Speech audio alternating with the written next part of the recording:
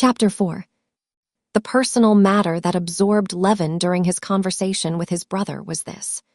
Once in a previous year, he had gone to look at the mowing, and being made very angry by the bailiff, he had recourse to his favorite means for regaining his temper. He took a scythe from a peasant and began mowing. He liked the work so much that he had several times tried his hand at mowing since. He had cut the whole of the meadow in front of his house, and this year, ever since the early spring, he had cherished a plan for mowing for whole days together with the peasants. Ever since his brother's arrival, he had been in doubt whether to mow or not. He was loath to leave his brother alone all day long, and he was afraid his brother would laugh at him about it. But as he drove into the meadow and recalled the sensations of mowing, he came near deciding that he would go mowing. After the irritating discussion with his brother, he pondered over this intention again. I must have physical exercise, or my temper'll certainly be ruined, he thought, and he determined he would go mowing, however awkward he might feel about it with his brother or the peasants. Towards evening, Konstantin Levin went to his counting house, gave directions as to the work to be done, and sent about the village to summon the mowers for the morrow, to cut the hay in Kalinov meadow, the largest and best of his grasslands. And send my scythe, please, to Tit, for him to set it and bring it round tomorrow. I shall maybe do some mowing myself too, he said, trying not to be embarrassed. The bailiff smiled and said, Yes, sir. At tea, the same evening, Levin said to his brother, I fancy the fine weather will last. Tomorrow I shall start mowing. I'm so fond of that form of field labor, said Sergei Ivanovich. I'm awfully fond of it. I sometimes mow myself with the peasants, and tomorrow I want to try mowing the whole day. Sergei Ivanovich lifted his head and looked with interest at his brother. How do you mean? Just like one of the peasants all day long? Yes, it's very pleasant, said Levin. It's splendid as exercise, only you'll hardly be able to stand it, said Sergei Ivanovich, without a shade of irony. I've tried it. It's hard work at first, but you get into it. I dare say I shall manage to keep it up. Really, what an idea. But tell me, how do the peasants look at it? I suppose they laugh in their sleeves at their master, being such a queer fish. No, I don't think so. But it's so delightful, and at the same time such hard work, that one has no time to think about it. But how will you do about dining with them? To send you a bottle of Lafitte and roast turkey out, there would be a little awkward. No, I'll simply come home at the time of their noonday rest. Next morning, Konstantin Levin got up earlier than usual, but he was detained giving directions on the farm, and when he reached the mowing grass, the mowers were already at their second row. From the uplands, he could get a view of the shaded cut part of the meadow below, with its grayish ridges of cut grass, and the black heaps of coats, taken off by the mowers at the place from which they had started cutting. Gradually, as he rode towards the meadow, the peasants came into sight, some in coats, some in their shirts mowing, one behind another in a long string, swinging their scythes differently.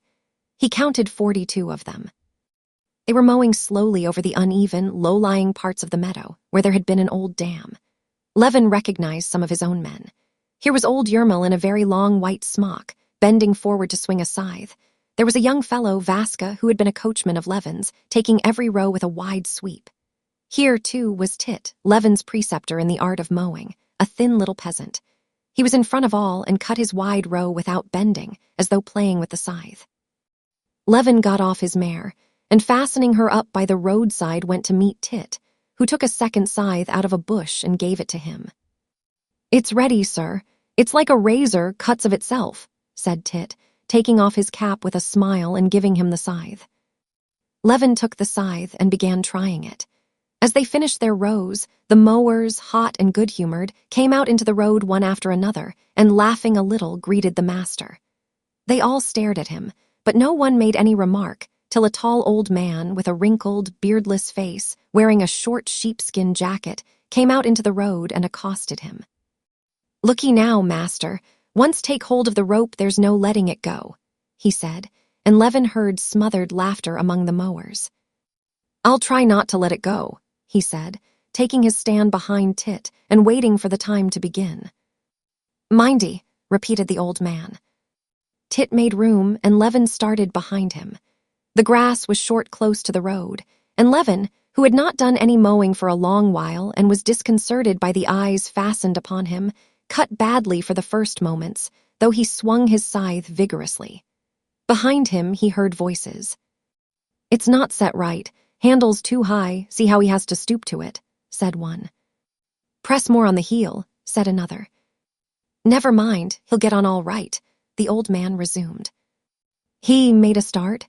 "You swing it too wide, you'll tire yourself out. The master, sure, does his best for himself, but see the grass missed out. For such work us fellows would catch it." The grass became softer, and Levin, listening without answering, followed Tit, trying to do the best he could. They moved 100 paces.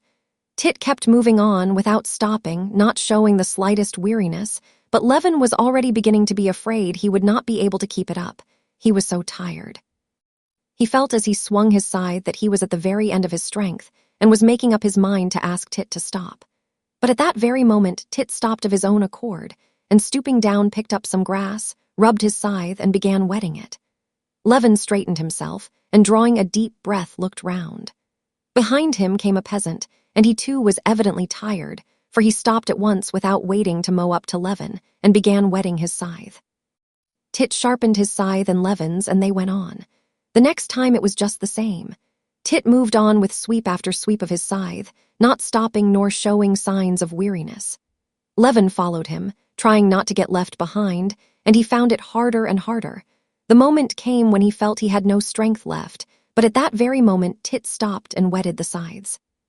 So they mowed the first row. And this long row seemed particularly hard work to Levin, but when the end was reached and Tit, shouldering his scythe, began with deliberate stride returning on the tracks left by his heels in the cut grass, and Levin walked back in the same way over the space he had cut. In spite of the sweat that ran in streams over his face and fell in drops down his nose, and drenched his back as though he had been soaked in water, he felt very happy. What delighted him particularly was that now he knew he would be able to hold out. His pleasure was only disturbed by his row not being well cut. "I will swing less with my arm and more with my whole body," he thought, comparing Tit's row, which looked as if it had been cut with a line, with his own unevenly and irregularly lying grass.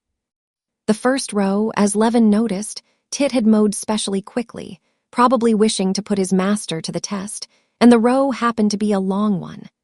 The next rows were easier, but still Levin had to strain every nerve not to drop behind the peasants. He thought of nothing, wished for nothing, but not to be left behind the peasants and to do his work as well as possible. He heard nothing but the swish of scythes and saw before him Tit's upright figure mowing away, the crescent-shaped curve of the cut grass, the grass and flower heads slowly and rhythmically falling before the blade of his scythe, and ahead of him the end of the row, where would come the rest. Suddenly, in the midst of his toil, without understanding what it was or whence it came, he felt a pleasant sensation of chill on his hot, moist shoulders. He glanced at the sky in the interval for wetting the scythes. A heavy, lowering storm cloud had blown up, and big raindrops were falling. Some of the peasants went to their coats and put them on. Others, just like Levin himself, merely shrugged their shoulders, enjoying the pleasant coolness of it. Another row, and yet another row, followed, long rows and short rows, with good grass and with poor grass. Levin lost all sense of time, and could not have told whether it was late or early now. A change began to come over his work, which gave him immense satisfaction. In the midst of his toil there were moments during which he forgot what he was doing, and it came all easy to him, and at those same moments his row was almost as smooth and well cut as Tit's. But so soon as he recollected what he was doing, and began trying to do better, he was at once conscious of all the difficulty of his task, and the row was badly mown. On finishing yet another row, he would have gone back to the top of the meadow again to begin the next, but Tit stopped, and going up to the old man said something in a low voice to him. They both looked at the sun. "What are they talking about, and why doesn't he go back?" thought Levin, not guessing that the peasants had been mowing no less than 4 hours without stopping, and it was time for their lunch. "Lunch, sir," said the old man. "Is it really time? That's right, lunch then." Levin gave his scythe to Tit, and together with the peasants, who were crossing the long stretch of mown grass, slightly sprinkled with rain, to get their bread from the heap of coats, he went towards his house. Only then he suddenly awoke to the fact that he had been wrong about the weather, and the rain was drenching his hay. "The hay will be spoiled," he said. "Not a bit of it, sir. Mow in the rain and you'll rake in fine weather," said the old man. Levin untied his horse and rode home to his coffee. Sergei Ivanovich was only just getting up. When he had drunk his coffee, Levin rode back again to the mowing before Sergei Ivanovich had had time to dress and come down to the dining room.